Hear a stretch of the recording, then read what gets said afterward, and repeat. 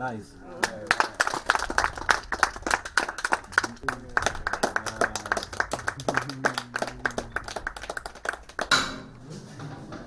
Different phones here,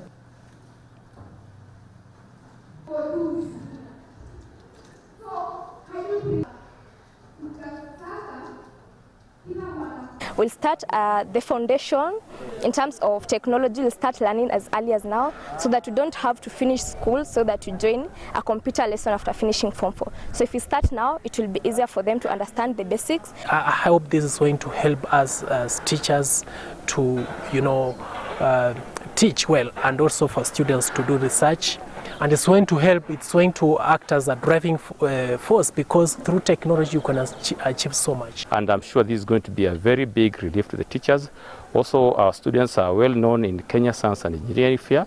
I think this computer lab that has now been put in place and the Wi-Fi connectivity will give them now a good time to do research.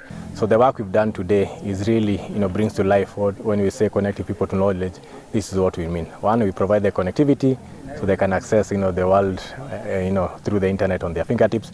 But secondly, also, connecting actually providing the, infrastructure.